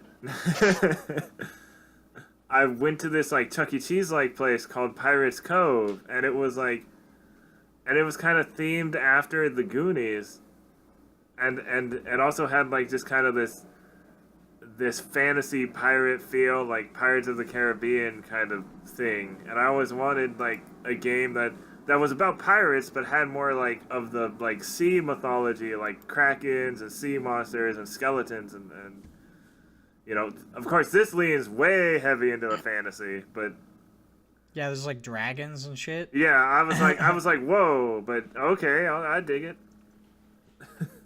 Yeah, I think it looks really cool. I'd at least try it. I'm very excited. I'll wait for it to come to PS4 like Ark did though as well. I'm not like chomping at the bit to play it enough to where I'll actually play it on Xbox One or PC, but for more news stories, we've got No Man's Sky dev announces new game, The Last Campfire. This is actually like it's a short, so it's only made by like I think a small team within No Man's Sky's small team. It's a really odd concept. The Stanley Parable Ultra Deluxe coming to consoles and PC in 2019. I'm super excited about that because I've never played the Stanley Parable. Device 6 dev announces Nintendo Switch game.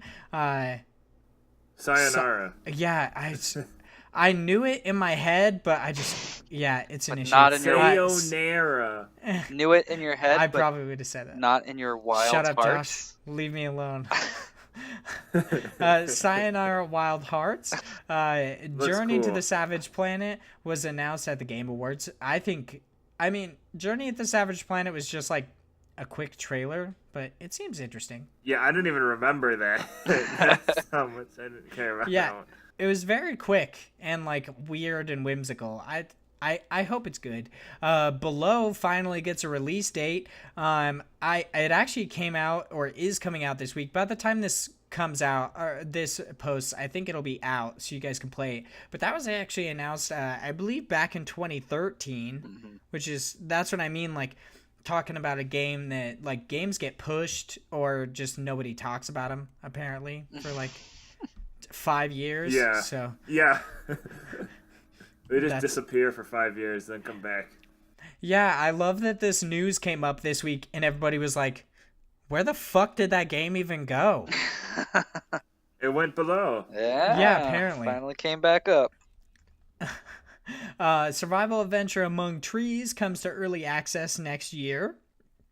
And the last bit of news in our cram is Super Meat Boy Forever arrives in April, but it won't be on Steam. I'm assuming that means it's going to be on Epic's Game Store, like every other game announced like this weekend, which is kind of crazy. Last week we talked about indie developers possibly like abandoning Steam for the most part because of their like increased their new like revenue shares. And this week, in just a week, I think we definitely have seen the ramifications of this. Like a lot of games are coming to Epic's Game Store instead of going to Steam, and that's kind of crazy. Yeah. What's kind of upsetting though is as like I get it. I should obviously be more, up for the developer getting more money. But it is kind of shitty for the consumer to have so many different like launchers, especially if you're jumping to so many different ones. Like it caters obviously to the developer, but as the consumer, the people who are playing the games, like it really sucks having so many different like bloatware programs on your computer for the different games that you have to bounce around to. It's obviously It kind of like I said before, it reminds me of streaming services. Yeah, exactly.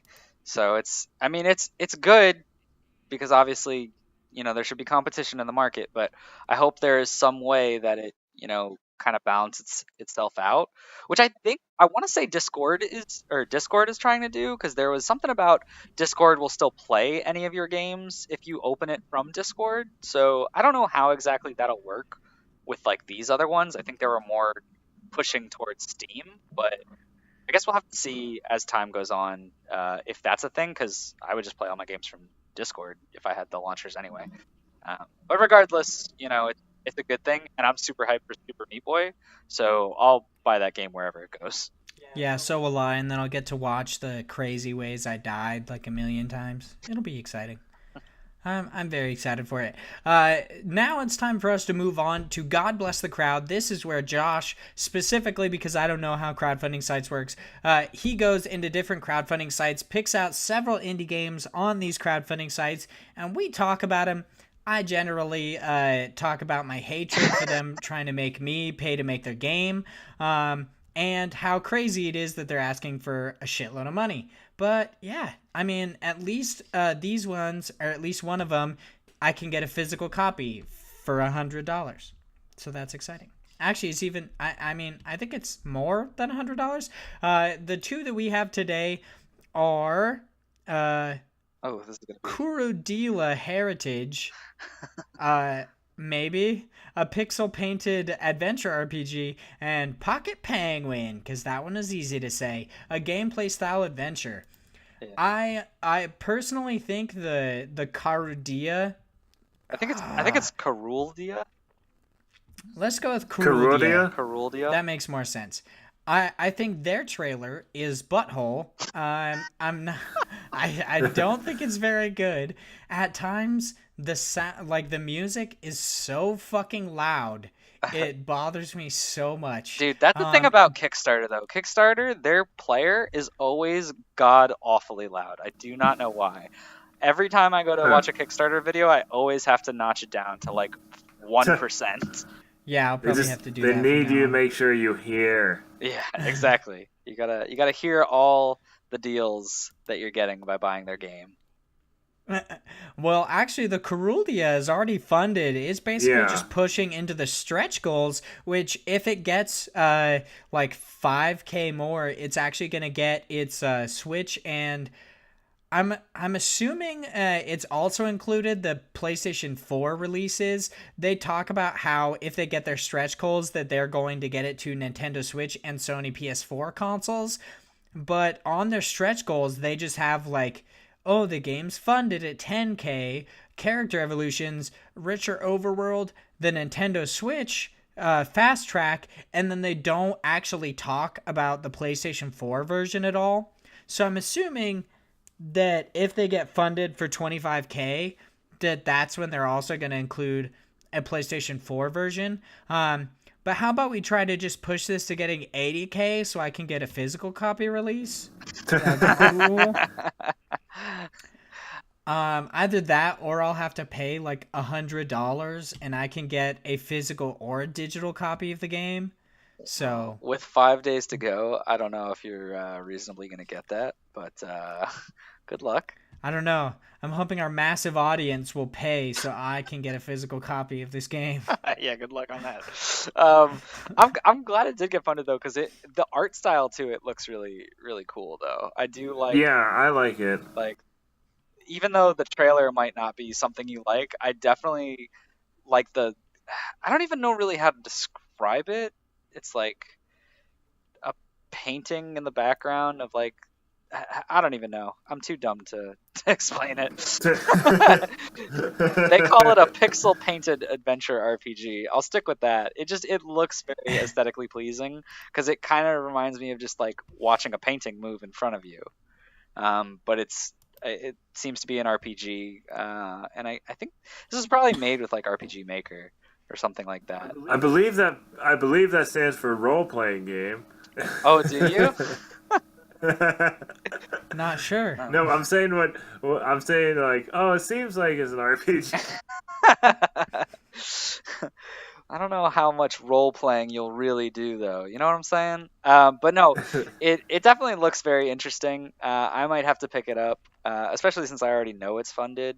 And it looks like okay, this is one of the you can do it where you pay $15 to get the game. I would definitely want it if it does get to that Nintendo Switch goal, so I'll keep watching it just to see. Just because, once again, this is one of those games where for some reason they're like, oh, well, it comes later to the Nintendo Switch, and then you have to wait like a month or so, and it's like, no, I want my game now. Like, why don't? Or sometimes longer. Or sometimes longer, yeah. You might have to wait like who knows how long. Sometimes they don't even know. They're just like, it'll come out eventually. It's not cool. Yeah, that's very true. It's just speaking of trailers, Pocket Penguin's trailer was really funny. I thought it was like really funny at times just because I don't know why. I think penguins are hilarious just in general. But Pocket Penguin is kind of super depressing. Yeah. Because when you look at it, they want that 6K goal. They have 10 days to go and they only have $200. Yeah. They do have 15 backers though. Their goal isn't even that high, to be honest. It's a 6,440, and they have a demo that you can download on PC. Which, did you guys get to try it? I actually didn't get to try it. You were saying it was good, right? Yeah, I really liked it. Oh, damn, that's a shame. Yeah, it looked. It just sucks because I like playing that on PC. Like, with the keyboard is a bit hard. I was like, I need this on Switch. Yeah, I mean... And that's one of the stretch goals. Yeah, that was a stretch goal. But, I mean, they're stretching to just make their goal. And it's a shame, too, because it's only like $10 to back a copy, which is usually like the main thing is $15 or more for a lot of games, but this is just a $10 one. So it's really not that much for it. And it's like, it's influenced by Kirby and Bomberman, and I love both those series, and I'm like, yeah, I want this. Yeah, Yeah. I am a little like, I don't know. I'm torn about how I feel about these Game Boy style games coming out, because like on the one hand, it's cool from like a nostalgic point of view, but I really don't know how well those games carry over now when compared to like other platformers that are coming out. Just because others are much more smoother or have like, I would think, I would think that they would, if they didn't, they wouldn't be made. I mean, if those Game Boy games weren't smooth, then it would be there would be less games coming out that are inspired by them. Do you know what I'm? no, You get what I'm I trying to get what you're say? saying, but I'm just what I'm trying to say is that older games can often not hold up as well as we think they do, and trying That's to true. push back to a genre of that time might not always work out as best as we think it does. Yeah, Um, I think the concept is really unique for Pocket Penguin too, though. no, I yeah, think that's I'm what not helps trying to it knock Pocket Penguin specifically. I'm just saying that genre and trying in to push to general. that market. I don't really know if there's a market, so to speak, for this. I think there definitely is, just for retro platformers in general. Yeah, I mean, unfortunately, I guess this just didn't, you know, click with enough people. Maybe. It's okay. We still have 10 I mean, days, and there's I wrote a still. news article about it on another site. Oh, So, see, people are picking it up. Maybe, who knows? But Maybe those are the $200 that it has. yeah. well, yeah, it was worse this morning. Oh, see, there you go. I will say it is a little scary because the amount of money, like their currency, I don't know what it's in MX, which I Yeah, don't know what that's. it is, but Is that pesos? maybe, but it's very scary because the first bid you see is MX 100, and you're like, oh Jesus! But you look down and it's like, oh, it's about $5 American. I was like, oh, Yeah, I no, see. it automatically converts it at the top. Yeah, no, but like it's giant MX 100 to start with. So the first thing you see is like, what? You're asking for $100? Like instantly, I was turned off because I was like, oh, there's no way I'm gonna do this. And then I was like, oh, wait. That's like not. It's just one of those weird conversion things. Yeah, like I wish they would Like have how. just converted it. Like I kind of hate how Kickstarter does that and gives you like, here's what it is, but here's how much you actually pay based on your like your Yeah. actual IP. Yeah, I mean, you gotta wonder, like, if people, I mean, not a lot of people do like the whole closer inspections because it's in very fine print that it says like about $5, about $10. You gotta wonder how many people at first blush came here and they were like, oh shit. And it looks like if you didn't see the MX, it looks like $100. Yeah. It's like, oh shit, I have to pay $100 or more just to like get like a special thanks. That's kind of crazy. Well, But no, but the a counterpoint to that is the RE Legend Kickstarter was in the what's it called? I don't know what. pounds. No, it was like Malaysian money. I don't know what it's called, but Oh. but that thing got funded real fast. Well, That's true. It's very possible. I'm just kind of wondering if at first blush people were just like, nah. I just think It- not a lot of people know about this game. probably not. Yeah, that's true. That's very true. I think a lot of games like just go under the radar on Kickstarter unless there's like a large group of people following the developer, like Toby Fox or Like I was how quite literally like, once I saw this game, I was like, wait, why have I not heard about this? Seems right up my alley. yeah, especially with the release of like Save Me Mr. Taco. Yeah, that's what I was You'd gonna think say. a Yeah. lot more people would be talking about this because of its Game Boy aesthetic. Yeah, I don't That know. is kind of weird. Maybe the world's out to get it. They just don't want this penguin to get through. I don't know. Guess people like octopi more than penguins. That's so true. Which That's very true. Cephalopods over penguins any day. Really? I would. I mean, I would go for No, I'm just penguins, kidding. but yeah. I like penguins very much more. Maybe it's because nobody eats penguins and plenty of people eat octopus. And they just really want to like kill them in a video game. They're just like super Yeah. sadistic about it. Yeah, something like. Well, I think it's about time we move on to our last segment of the day. This is our indie games release schedule. This is where we, the hosts of Indie Incursions, we bring you all, definitely not all, because there's just way too many indie games that come out in a week, but we bring you a bunch of indie games that are coming out in the week that we are recording. This is for December 9th through the 15th, and there are quite a few. And I'm going to try to get through this without saying Fries Day. We need like a Fries Day count. Yeah. I have to like give you guys $1 every time I say Fries Day. Maybe it'll like change. I mean, I don't know. it would make Maybe. more sense with like fries. You could buy me some like McDonald's fries. That's true. You can get them off the dollar menu and such.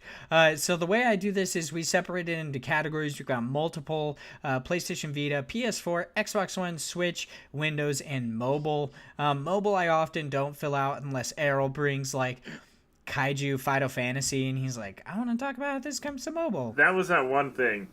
Yeah, it was one time in the several episodes we've recorded that's happened. But so for multiple, we've got Desert Child comes to PS4, Windows PC, and Switch Tuesday, December 11th. Idle Champions of the Forgotten Realms. Huh? Oh, never mind. Okay. Comes to Xbox the next day. Yes, yeah. On occasion, it's like separated on the website that I use, but sometimes it's nice because it'll separate them, but it's because it comes out on a different day. So that's pretty cool. Yeah. Idle Champions of the Forgotten Realms comes to PlayStation 4 and Xbox One Tuesday, December 11th. Kingdom 2 Crowns comes to PlayStation 4, Xbox One, Windows PC, and Switch Tuesday, December 11th. Doom and Destiny comes to Xbox One and Windows PC Wednesday, December 12th. Gris comes to Windows PC and Switch Thursday, December 13th. Knights of Pen and Paper 2 Deluxeist Edition, maybe, comes to Xbox One and Switch Thursday, December 13th. Below comes to Xbox One and Windows PC Friday, December 14th. Lazy Galaxy Rebel Story comes to Xbox One and the Nintendo Switch on Friday, December 14th. Now time to move on to the Vita titles. There's only one, and it is Dragonfly Chronicles comes to Vita Tuesday, December 11th. Now on to the PlayStation 4 releases. We've got Red Matter coming to PSVR Tuesday, December 11th. Smash Hit Plunder comes to PSVR Tuesday, December 11th. The Video Kid 80s Edition comes to PlayStation 4 Tuesday, December 11th. Warbot comes to PSVR Tuesday, December 11th. Richie's Plank Experience comes to PlayStation 4 Wednesday, December 12th. Escape Game Aloha comes to PlayStation 4 Friday, December 14th. We actually I bet you hate that game. You hate it? No, I bet you hate that game. Why? Tropical. Can't stand Aloha. those tropicals. Oh, I get you now. I got it. No, it's just the inclusions of tropical stuff just randomly in games really bothers me. Plus, yeah, if I'm admitting it, I really hate the tropical aesthetic and sand. Just in general. Really eats ass. For Xbox One, we've got Desert Child comes to Xbox One Wednesday, December 12th. Rally Racers comes to Xbox One Thursday, December 13th. Plague Road comes to Xbox One Friday, December 14th. I was like this close to saying Fries Day. Now for the Switch release dates, we've got Quarantine Circular comes to Switch Saturday, December 8th. Or it already came to Switch. Guacamelee 2 comes to the Nintendo Switch Monday, December 10th. Everspace Stellar Edition comes to Switch Tuesday, December 11th. Salt and Sanctuary Drowned Tome Edition comes to Switch Tuesday, December 11th. All My Tree The Last Dreamer. Yeah, that's what I thought. It was like almost All Might. It was very close. This is the My Hero Academia podcast. Thanks for listening, guys. Have a good night. All My Tree The Last Dreamer comes to Switch Thursday, December 13th. Big Bash Boom, which is a really creative title, comes to the Nintendo Switch Thursday, December 13th. Blue Rider comes to Switch Thursday, December 13th. Hunter's Legacy Perfect Edition comes to Switch Thursday, December 13th. Omen Sight Definitive Edition comes to Switch Thursday, December 13th. I played that one. I haven't. It's all right. Thanks for the update. That's a cool art. That's a cool art style. It's all right. That's a cool art style, and the gameplay's all right. Wow. Oxyjet comes to Switch Thursday, December 13th. Starman comes to Switch Thursday, December 13th. And Race Arcade comes to Switch Friday, December 14th. Now we're going to move on to our last few titles. These are on Windows.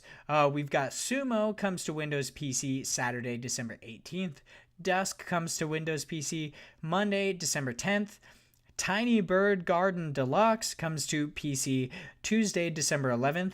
Atlas comes in early access to Windows PC Thursday, December 13th. And Lucius the Third, or just Lucius 3, comes to Windows PC Thursday, December 13th. Now we like to pick out a game or just a game or two to talk about to kind of like, I don't know, give it a brief shout out. Did you guys pick out any games? Let me just. I mean, I already talked about Desert Child. Yeah. That's a good point. Yeah, you did. Let me just start with. I think we deserve a round of applause for getting through that without a Fries Day. Good job, Vaughn. I know. You did it. You did it. We're all very proud. I'm the champion of Fries Day. The champion. The champion. Although I will say there's not a lot of Friday drops this time, so we'll see what happens next week. But the one that I'm not saying I deliberately excluded them, but I might have. I'm just saying. And we'll see next week. My game that I would choose is Knights of Pen and Paper 2 Deluxiest Edition, now that it's coming out to the Switch and Xbox One. So this is a game that's been out for quite some time. It's been out since like 2015 on the PC. But it's a really interesting pickup. I never actually played the second one. I played the first. And it's very like playing a D&D game, but as a video game. It's very interesting that you're like these little people in front of the dungeon master talking to you, and behind him are all the enemies, and you get to play as like kind of a basic RPG. But it's a very fun game, and I definitely want to try it now that I actually have the chance of it coming out to the Switch, since I kind of missed it when it came out to PC. So I think I'll pick it up. So what I'm hearing you say is it's like pixel art Skyrim. Is that correct? those are not my words, but you could describe it that way. Sure. I hate people who do that. Just being honest. I hate a lot of things. This is kind of like the Vaughn's Aggression podcast, if we're being real. I mean, yeah. So if I was to pick out a title, it'd be Warbot on the PSVR. I do not have a PSVR, but watching the trailer of it, it looks so cool. It kind of like, it just looks like battle bots. It's just robots like beating the shit out of each other. So wait, similar to... What? Are you one of the robots? Do you get beat up? I think you like control them on the side. Like you control. It kind of looks like Rock'em Sock'em Robots. Oh, okay. But like you are like on the side with like, I don't know. I don't play much VR, but from the trailer it looks really interesting. I'm not getting VR until they have a freaking Yu-Gi-Oh VR, okay? Until they have Yu-Gi-Oh VR? I thought you were going to say you weren't going to have VR until they do the Nerve gear. And you're just like, I'm ready to get stuck in a death game. Let's do this. Oh, no. Yeah, let's play Dot Hack. I don't want to do that. Dot Hack, baby, all the way. Thanks for being that guy. I talk about Sword Art Online, and you bring up the superior anime Dot Hack. I mean, yeah. Dot Hack is better. Dot Hack is better. Just saying. I almost bought Dot Hack Last Recode like last week for $25. I saw it and I was like, oh my god, that's such a good deal. And then it turns out that was the same time that Limited Run, like the mom and pop shop that I shop at, they also had like their Limited Run stuff come in that day. So I ended up spending like $200 on physical games that I already have. I got it last year. I still haven't played it yet. but but I wanted to make sure to pick it up because I'm like, yeah, I gotta support this since I don't like sword art. You guys suck. Wow. Well, it's weird because the dot hack games, like when I was younger, I felt like I always saw them at GameStop because I didn't realize they were releasing like one after the other. Yeah. And then they became like super rare, and then you never saw them again. Huh. Yeah, at the store that I shop at, they've had several of the dot hack games, but one of them is like $100. It's Yeah. a pricey game. They didn't print a lot of those. Yeah, people really like the dot hack games, and they're really hard to find. So eventually, I will get the courage to spend $100 on a PS2 game. Maybe. I don't know. And I It's complain kind of about- a toss-up. And I complain about a GameCube game being $70. I don't complain about the price of any games. I don't even have a way to play Skies of Arcadia right now. I'm just hoping Sega does a remake or a remaster or something. Good luck. That's what everybody says. So for the last little Anyway. bit of the podcast to end this off on like kind of no. a nice, a positive note, or really, okay, this week, if I'm being honest, I kind of forgot about it, so Oh, I didn't good. come up with like a weird question. So this is kind of just a plain question. I wanted to ask you guys what your favorite TV shows are at the moment, whether they're old TV shows or new TV shows. And I don't know, maybe like give us a way to watch them, if anything, because I've always hated it when people they're like, oh yeah, I like Avatar: The Last Airbender. And it turns out like at one point in time you could watch it on Netflix, but that's far since past. Yeah, that was way back in the day. Yeah, that was like 4 years ago they took it off. But I don't know, maybe you guys might want to include that. But yeah, for mine, these aren't my favorite TV shows of all time. They're just the TV shows I enjoy the most. Recently watched.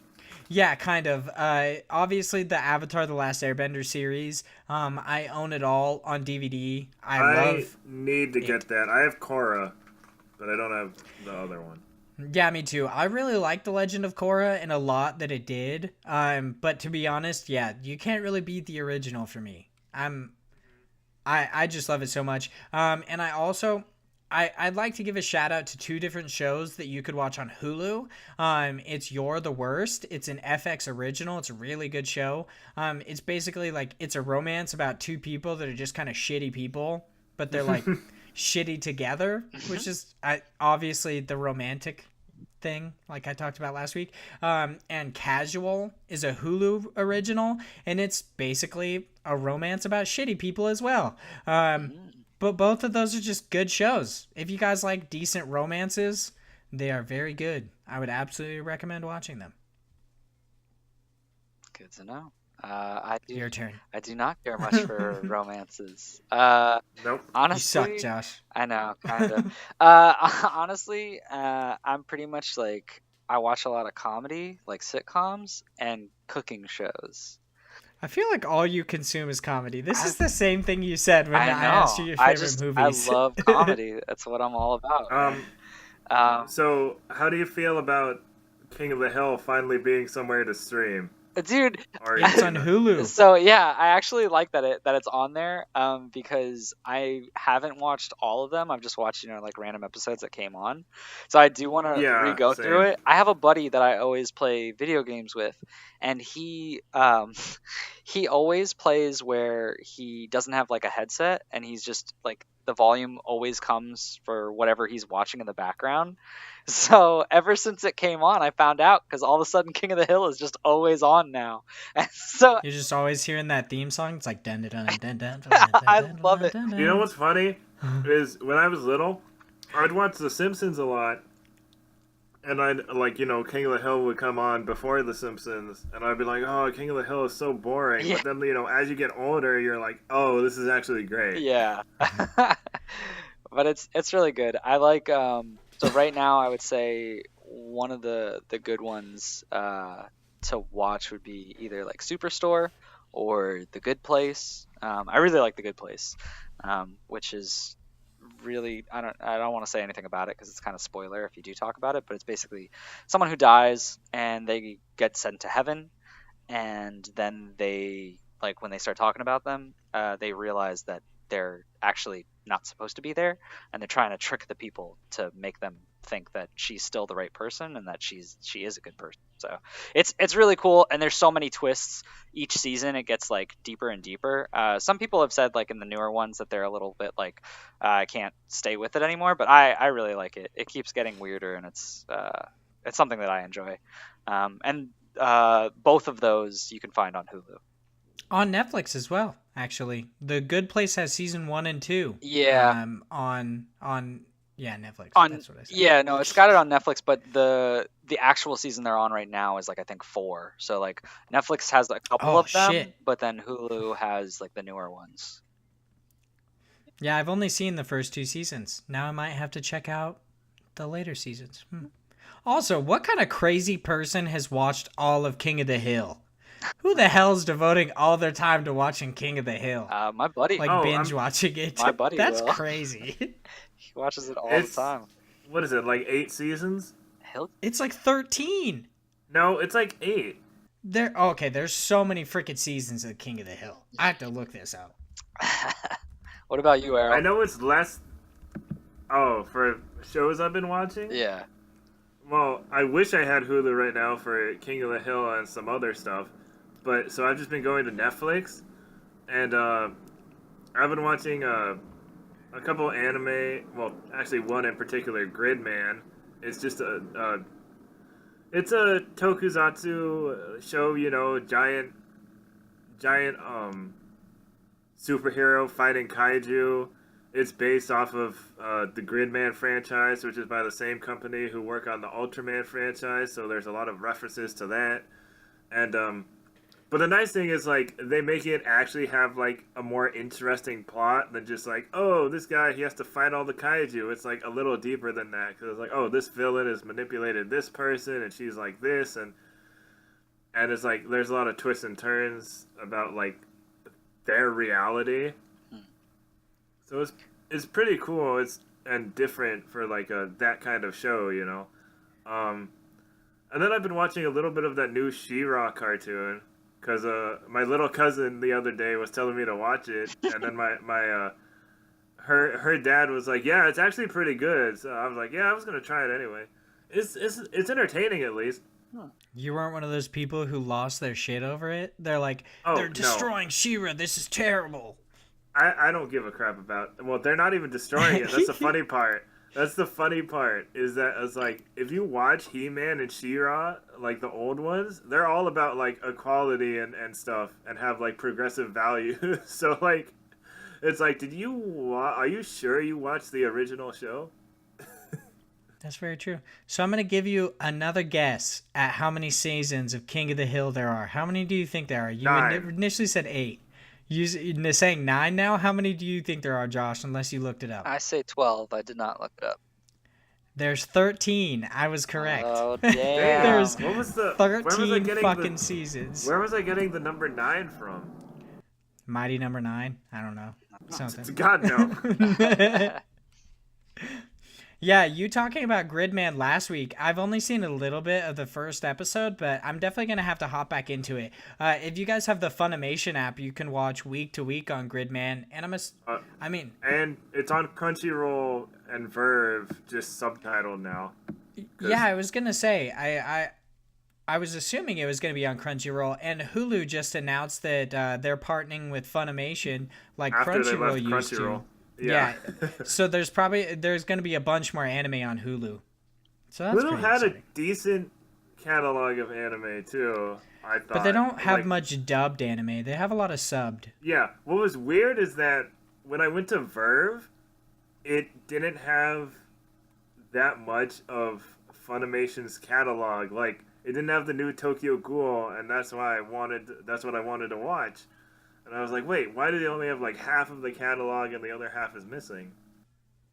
It's okay. The new season makes little to no sense at times. No, so I know. no People told me the manga's better, which that's how it turned out for the first Tokyo Ghoul as well. So Makes sense. I'll have to No check out the worries. manga. But that's about it for this episode of the Indie Incursion Podcast. We've only run like 2 hours, so no big deal. A This long one. a Only 2 long hours. ass Indie Games podcast, yeah, right? Normally it's about an hour and a half, like an hour and a half. This one just we shot for the stars. There's a lot of Indie Games news. Of course, this posts every Friday, or each and every Friday, on a whole bunch of different sources. You've got YouTube, you got Podbean, you got Spotify, Google Play, and eventually iTunes when I just get SoundCloud? off my ass. No, sadly not on SoundCloud. SoundCloud is annoying because it's also another podcast host. So I don't know how a lot of people get around it, but traditionally SoundCloud you have to pay to upload your content unless you only want to upload like a small portion. So it's really annoying. Oh, right. Yeah, that's I do it through Podbean instead because I found it much easier to get to Yeah, my I RSS think a lot of feed. people do that instead. Yeah. I know Colin Moriarty runs his stuff, or he did, through SoundCloud. Now he runs it through some other source, but I know. that's about it. What? Yeah, I was just saying, yeah. So that's about it for this episode 10 of the Indie Incursion Podcast. Thank you guys so much for listening, and I hope you guys have a great day.